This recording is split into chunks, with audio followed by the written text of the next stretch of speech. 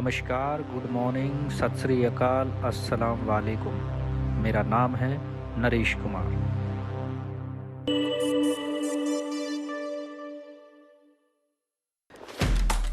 इस इंसान की एक वीडियो क्लिप काफ़ी दिन पहले मैंने YouTube पर देखी थी, जिसमें वो कहता है कि पलायन का मतलब भागना नहीं होता है, इसका असल मतलब है संभावनाओं की तलाश में निकलना। कितनी अलग थिंकिंग रही है इस आदमी की, जब देश के अधिकांश मीडिया द्वारा बेरोजगारों को धर्म जात की भट्टी में झोंककर टीआरपी पर तंदूर सेकना बदस्तूर जारी था। ठीक उसी वक्त ये आदमी एक बेहद संजीदा अंदाज में उन्हीं बेरोजगारों के लिए नौकरी सीरीज चलाकर उनके घर में 2 वक्त की रोटी के जुगाड़ की पुरजोर पैरवी अपनी पत्रकारिता से कर रहा था। जब देश के किसानों के मुद्दों पर धर्म के जानकार अन्य चैनलों पर अपनी प्रतिक्रिया दे रहे थे, ठीक उसी वक्त एक आदमी लाल माइक लेकर किसी दूर सुदूर के खेत में फटेहाल किसान से उसके रुंधे गले में अटकी पीड़ा को देश के सामने लाने की कोशिश कर रहा था। जब देश के विश्वविद्यालयों में राजनीति की आग जंगल में पलाश की तरह फैल रही थी, उसकी टाइमलाइन और मोबाइल पर जब उसे युवाओं द्वारा लगातार माँ, बहन और बेटियों के नाम से गरिमामय शब्द लिखे और बोले जा रहे थे, ठीक उसी वक्त वह उन्हीं युवाओं के भविष्य की खातिर अपनी यूनिवर्सिटी सीरीज के माध्यम से कॉलेजों में किताबों की कमी, शिक्षकों की कमी, जर्जर होते भवन, दम तोड़ती शिक्षा को प्राइम टाइम में सिलसिलेवार रखने का काम कर रहा था। जब उसे मारने की धमकी देकर डराने का काम हो रहा था, वो ठीक उसी वक्त आम भारतीयों, दलितों, शोषितों, पीड़ितों और हाशिए पर खड़े लोगों के भीतर से डर निकालने के लिए ठीक रात के 9 बजे उनकी मुखर निडर आवाज़ बनकर अपने चिर परिचित अंदाज में हाजिर हो रहा था। लाखों कर्मचारी पेंशन की बहाली को लेकर जब अपना आंदोलन कर रहे थे, तब उनकी खबर को कवरेज देने के लिए वो आदमी अकेला किसी रेगिस्तान में खड़े खजूर के पेड़ की तरह डटा हुआ था। चमकदार ग्राफिक्स के मायाजाल से जब जनता को भ्रमित करने वाले पत्रकार चिल्ला चिल्लाकर गला फाड़कर अपने पैनल में, अपने स्टूडियो में उछलकूद करते हुए लोगों को भड़का रहे थे, तब वो बेहद शालीनता से पूरे तथ्यों के साथ अपने स्टूडियो में आए जानकारों से देश को दुर्लभ जानकारियां उपलब्ध करवा रहा था। जब बड़ा मीडिया ग्राफिक्स के जरिए बुलेट ट्रेन की चकाचौंध में पागल था या देश को पागल बना रहा था, तब हजारों परीक्षार्थियों की ट्रेन में हुई देरी की वजह से उनकी परीक्षा पर मंडरा रहे खतरे से निपटने में वो पत्रकार अपनी हर संभव भूमिका निभा रहा था। कुछ भी हो, उसके विचारों को गाली देने वाले भी चादर ओढ़कर उसका प्राइम टाइम जरूर देखते थे। जी हाँ, इस शख्स का नाम है रवीश कुमार।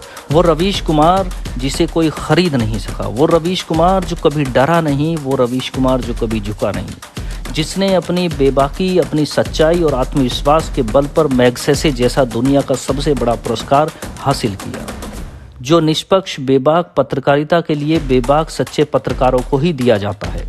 रवीश कुमार ने एनडीटीवी के बिकने के बाद उस चैनल से इस्तीफा देकर ये साबित कर दिया कि वो कभी बिक नहीं सकता, वो कभी डर नहीं सकता। रवीश कुमार ने अपना इस्तीफा एनडीटीवी से दे दिया है, और उन्हीं के शब्दों में एक बात जो हमेशा याद रखनी चाहिए कि हर लड़ाई जीतने के लिए नहीं लड़ी जाती है। कुछ लड़ाइयाँ ऐसे लड़ी जाती हैं, इसलिए लड़ी जाती हैं ताकि लोगों को पता चले कि कोई तो था जो मैदान में डटकर खड़ा था। 1966 से 2022 का सफ़र तय करते हुए सच्चे ईमानदार पत्रकार रवीश कुमार ने कुछ घंटों पहले एनडीटीवी चैनल को अलविदा कह दिया था। न जाने उनकी सच्ची पत्रकारिता के लिए कितने अवार्ड से उन्हें सम्मानित किया गया। सरकार चाहे किसी भी पार्टी की हो, उसकी अच्छाई या बुराई दोनों को ही दिखाना चाहिए, लेकिन आज जो कुछ हो रहा है वो एक दिन गोदी मीडिया बनकर ही रह जाएगा और हमें सरकार के ही गुण दिखाता रहेगा, तो ये अच्छी पत्रकारिता कभी नहीं हो सकती है। मीडिया का मतलब होता है जो सही है वो सही और जो गलत है वो गलत।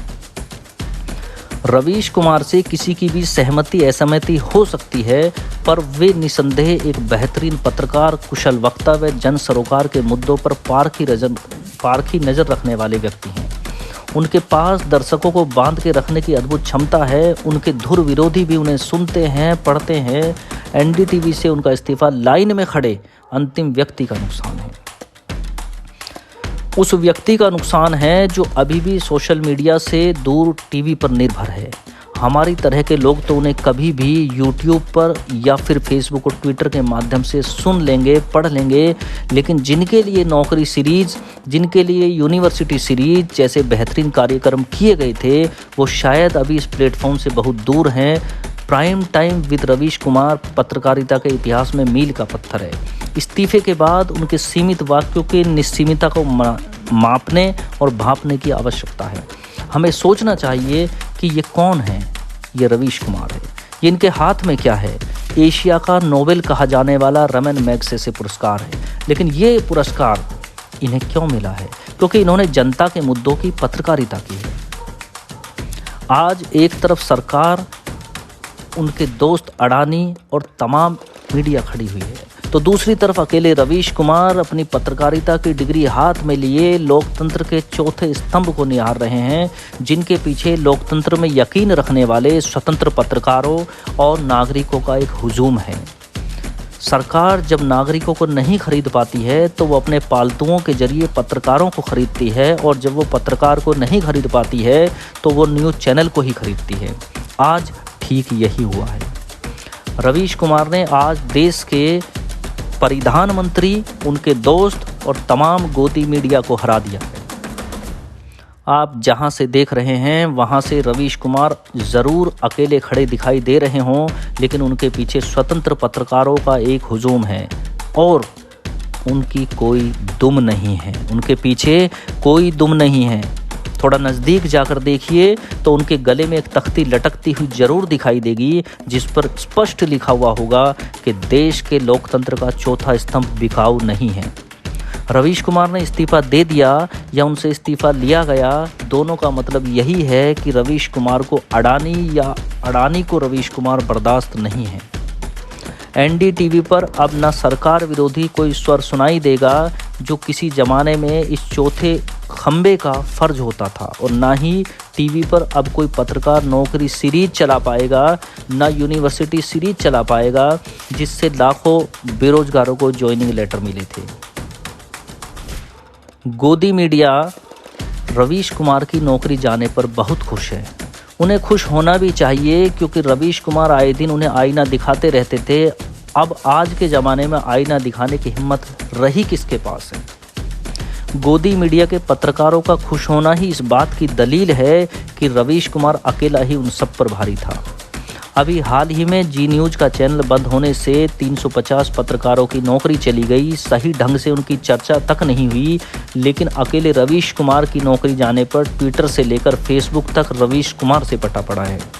अगर नौकरी का ताल्लुक सिर्फ पैसे कमाने से है तो रवीश कुमार जो भी यूट्यूब चैनल शुरू करेंगे वो उस पर एनडीटीवी से ज़्यादा पैसे कमा लेंगे।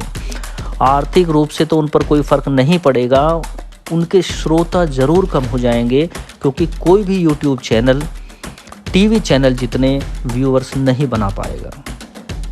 खैर, रवीश कुमार के पास रीढ़ है, और जिसके पास रीढ़ है वो शरीर भी ढूंढ लेगा। रवीश कुमार जी को बहुत बहुत बधाई, मेरी तरफ से आत्मिक बधाई। कोई तो है जिसे दुनिया का सबसे अमीर आदमी भी नहीं खरीद पाया, कोई तो है दुनिया के तथाकथित सबसे ताकतवर नेता के सामने जो नहीं झुका, कोई तो है जिसने अपने पेशे की लाज को बनाए रखा। याद रखिए, न हर आवाज़ दबाई जा सकती है, न हर आवाज़ खरीदी जा सकती है, इसलिए उम्मीदें हमेशा जिंदा रहती हैं। जनता की आवाज़ को अपनी आवाज़ बनाने वाले पत्रकार सीकरी में जाकर सजदा नहीं करते हैं।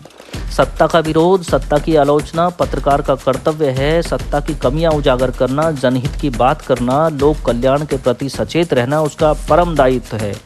लेकिन हो इसका उल्टा रहा है। आज निशाने पर एनडीटीवी और रवीश कुमार है, लेकिन याद रखना, आदमखोर का पेट सिर्फ एक शिकार से नहीं भरता। रवीश की चिंता मत करिए, वो तो भारतीय जर्नलिज्म की आत्मा है। वो सड़क पर खड़े होकर भी अगर न्यूज़ पढ़ेंगे तो आधा भारत खड़ा हो जाएगा रवीश कुमार को सुनने के लिए।